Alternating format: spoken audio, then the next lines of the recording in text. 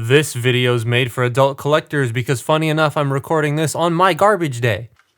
Hi, I'm Wreck-Gar and I'm only good for one thing. Garbage! I was kind of hoping it'd fall over. Oh well.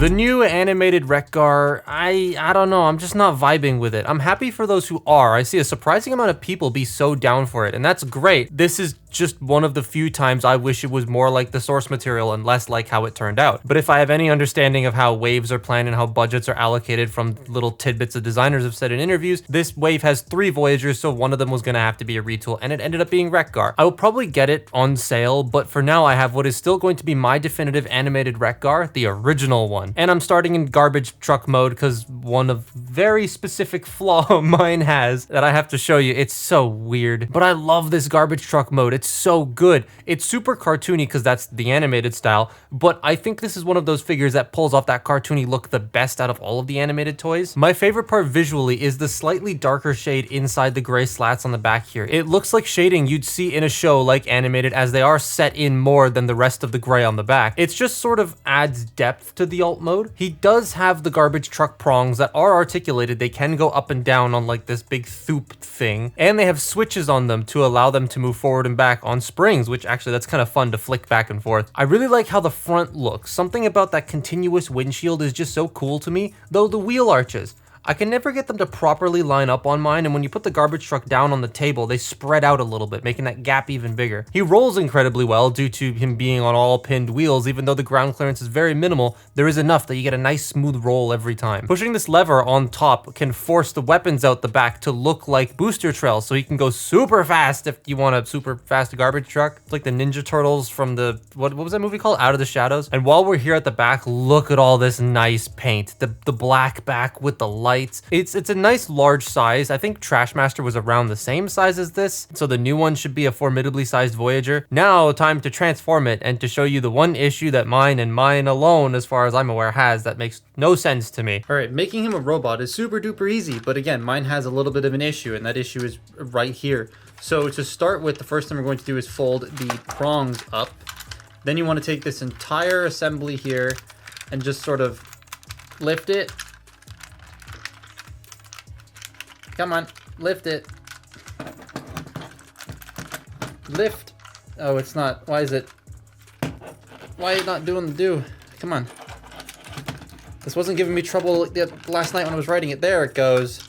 So you bring that whole entire thing up, and the robot is here, and that is all backpack. So fold these in. I find the clearance when folding these wheels in is not the greatest, and they like to like really push past each other. But then you fold that in, right? Now that's all tucked away. That's the vehicle basically transformed into its robot mode state. There's nothing else vehicle-wise you have to do here. Now we're going to fold the legs down. We're going to open up the feet and bring out his heels and then stand him up. This is a really funny looking thing. So for the shoulders, you want to unpeg the arms. They're going to peg into this black beam here. Bring them out, rotate it down, and then we're just going to open the hand up. His toes folded away. And that's an arm done. This arm, however, unpeg it, right? And then for some reason, this pin pushes its way out, but then keeps pushing its way out. And if I keep going, now I can, hang on, let's see how far I can get it. I can't pull it out. I will shred my hands, but like that is the pin basically out now. I don't know why it does this. I've taken this apart and tried to fix it, and it just doesn't go back in. Got it. Put the pin back in place. But yeah, mine does that.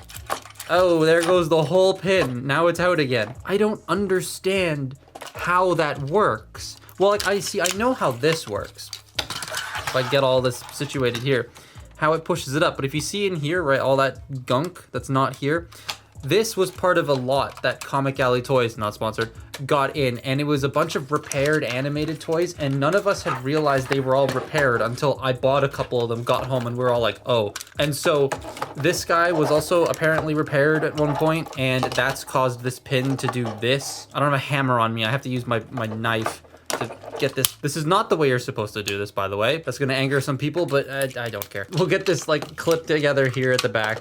The backpack will clip into his butt and into his neck. And then his toes have folded themselves away again.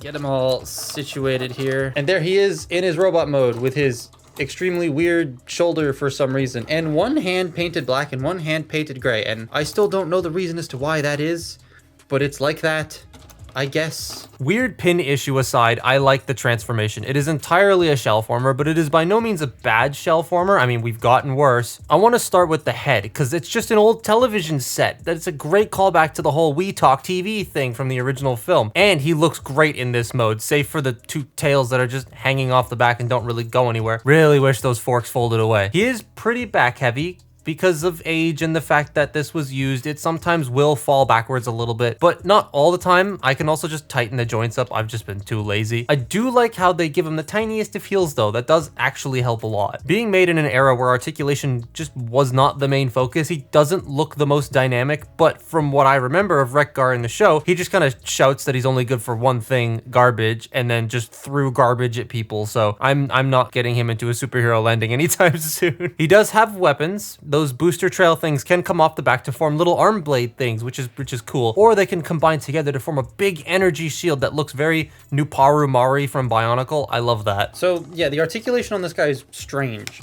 That's basically the best way I can describe it, is it's strange. The head can only rotate, and he always looks like he's looking up a lot just because of how he's shaped. Like, it always looks like he's just staring up, and that might just be because of the weight of this pulling him back ever so slightly. The head cannot go up and down unless you like unlatch it from the backpack, then he can look down, but then the backpack's loose. Oh, the tab at the back's come undone. This right here, this little hook goes around that, and it doesn't like to stay in place. Like, it doesn't really clip in, it just sort of rests there. The shoulders can do a full 360 degrees and they can go out. However, because of the shaping of this, right, you have under 90 degrees of bend at the elbow and a bicep rotation. But if you move the arms out this far, you only get that much elbow bend because of these bits that hang off the side here. It'd be nice if these moved independently from the shoulders, because you get up here and then you get that much elbow bend. Down here you get this much elbow bend. Over here you get that much. So it's different wherever the arm is located, which is a bit funky. And then he has opening and closing hands, so you can do that if you want. He does have a waist joint, but because of the backpack, it only moves about that far.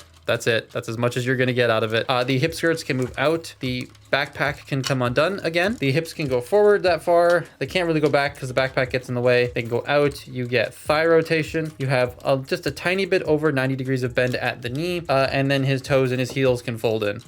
So yeah. Oh, and then what I like to use for balance a lot are these. So when he's in a pose, you put these down, they touch the ground, they sort of hold him up because he does that. So I do like this figure. Yeah, mine has a fucked shoulder and a massive backpack means he's really back heavy, and if your joints start to give out, he's gonna fall. But it is nice and easy to flip back and forth, and it looks great. I really like that garbage truck mode. I want more traditional garbage truck transformers, because like this is a lot of fun to look at and to just mess with the truck. I just wish it wasn't too expensive on the aftermarket. But that's my look at animated Wreck-Gar. Follow me on Twitter and Instagram, and I'll see you next time. Bye-bye.